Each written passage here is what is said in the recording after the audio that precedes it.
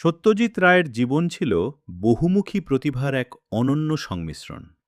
তিনি একাধারে চিত্র পরিচালক, লেখক, সঙ্গীত পরিচালক, চিত্রশিল্পী এবং ক্যালিগ্রাফার ছিলেন। সত্যজিৎ রায় ১৯২১ সালের ২ মে কলকাতায় জন্মগ্রহণ করেন। তার পরিবার ছিল সাহিত্য ও শিল্পকলায় অত্যন্ত সমৃদ্ধ। তার পিতামহ উপেন্দ্র কিশোর রায়চৌধুরী ছিলেন প্রখ্যাত শিশু সাহিত্যিক এবং বাবা সুকুমার রায় ছিলেন বাংলা সাহিত্যের ননসেন্স রাইমের সম্রাট। মা সুপ্রভা রায়ের সান্নিধ্যেই তার শৈশব কাটে। তিনি কলকাতার বালিগঞ্জ গভর্নমেন্ট হাই স্কুলে পড়াশোনা শেষ করে প্রেসিডেন্সি কলেজে ভর্তি হন এবং সেখান থেকে অর্থনীতিতে স্নাতক ডিগ্রি লাভ করেন। এরপর রবীন্দ্রনাথ ঠাকুরের শান্তিনিকেতনে বিশ্বভারতীতে কলাবিদ্যা, ফাইন আর্টস শেখার জন্য যান। সেখানে নন্দলাল বসু ও বিনোদ বিহারী মুখোপাধ্যায়ের কাছে ছবি আঁকার পাঠ নেন, যা পরবর্তীতে তার সিনেমার স্কেচ ও পোস্টার তৈরিতে খুব সাহায্য করেছিল। শুরুতে তিনি একটি ব্রিটিশ বিজ্ঞাপন সংস্থায় ডিজে কিমার ভিজুয়ালাইজার হিসেবে কাজ শুরু করেন। সেই সময়ই তিনি বইয়ের প্রচ্ছদ ডিজাইন শুরু করেন। বিভূতিভূষণ বন্দ্যোপাধ্যায়ের পথের পাঁচালীর শিশু সংস্করণ আম আটির ভেপুর চিত্রায়ন করতে গিয়েই তিনি এটি নিয়ে চলচ্চিত্র নির্মাণের অনুপ্রেরণা পান। পথের পাঁচালী ১৯৫৫ সালে মুক্তি পায় তার প্রথম চলচ্চিত্র পথের পাঁচালী। ছবিটি তৈরি করতে গিয়ে তাঁকে অনেক আর্থিক সমস্যার সম্মুখীন হতে হয়েছিল, এমনকি নিজের স্ত্রীর গয়না পর্যন্ত বন্ধক রাখতে হয়েছিল।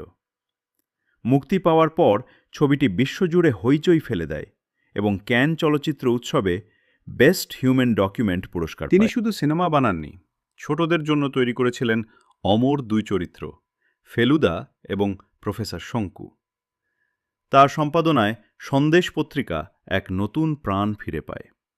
এছাড়া তিনি চলচ্চিত্রের সঙ্গীত পরিচালনা এবং টাইপোগ্রাফিতেও রে রোমান ও রে বিজার ফন্ট বিশেষ অবদান রাখেন। তিনি তার জীবনে বহু জাতীয় ও আন্তর্জাতিক পুরস্কার পেয়েছেন। ৩২টি জাতীয় চলচ্চিত্র পুরস্কার, দাদাসাহেব ফালকে পুরস্কার ১৯৮৫, ফরাসি সরকারের legion of honour ১৯৮৭, Oscar life time achievement. ১৯৯২ সালে মৃত্যুর ঠিক আগে তিনি বিশ্বের সর্বোচ্চ চলচ্চিত্র সম্মান অস্কার লাভ করেন।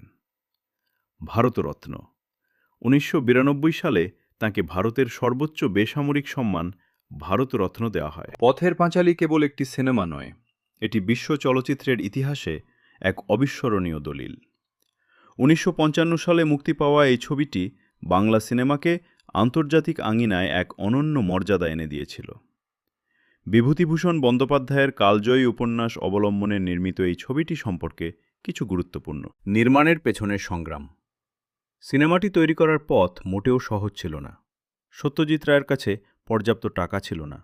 অনেক কষ্টে জমানো টাকা শেষ হয়ে যাওয়ার পর তিনি নিজের জীবন বীমা পলিসি ভাঙান এবং তার স্ত্রী বিজয়া রায় নিজের গয়না বন্ধক রাখেন। শেষ পর্যন্ত পশ্চিমবঙ্গ সরকারের আর্থিক সাহায্যে ছবিটির কাজ সম্পন্ন হয়। সবচেয়ে অবাক করা বিষয় হল, এই ছবির অধিকাংশ শিল্পীই ছিলেন অপেশাদার। অপু সুবীর বন্দ্যোপাধ্যায় এবং দুর্গা উমা দাশগুপ্ত দুজনেই আগে কখনো অভিনয় করেননি। এমনকি খোদ সত্যজিৎ রায় এবং চিত্রগ্রাহক সুব্রত মিত্রেরও এটি ছিল প্রথম চলচ্চিত্র। সুব্রত মিত্র এর আগে কখনো মুভি ক্যামেরা চালাননি। কাশফুলের বনের ভেতর দিয়ে অপু আর দুর্গার দৌড়ে গিয়ে ট্রেন দেখার দৃশ্যটি আজও বিশ্ব সিনেমার অন্যতম সেরা দৃশ্য হিসেবে গণ্য করা হয়। এই দৃশ্যটির শুটিং করতে গিয়েও অনেক বাধা এসেছিল। টাকার অভাবে শুটিং কয়েক মাস বন্ধ থাকায় অর্ধেক শুটিংয়ের পর কাশফুল ঝরে গিয়েছিল। ফলে পরের বছর কাশফুল ফোটা পর্যন্ত তাদের অপেক্ষা করতে হয়েছিল। ছবিটির আবহ সঙ্গীত পরিচালনা করেছিলেন বিশ্বখ্যাত সেতারবাদক পণ্ডিত রবিশঙ্কর।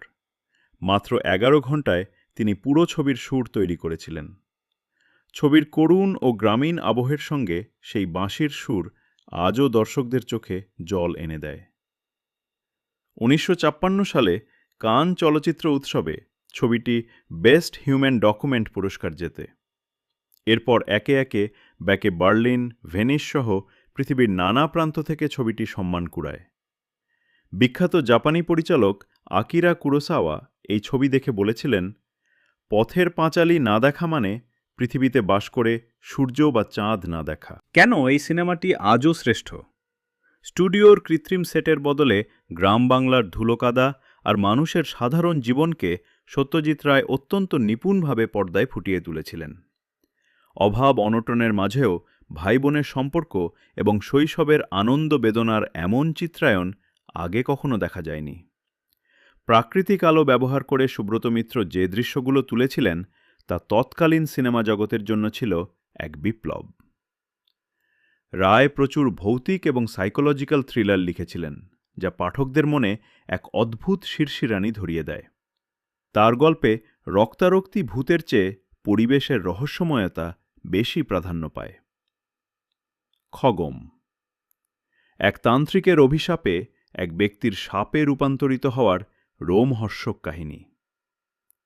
সেপ্টিমাসের অভিশাপ একটি প্রাচীন অভিশপ্ত আংটি নিয়ে গল্প।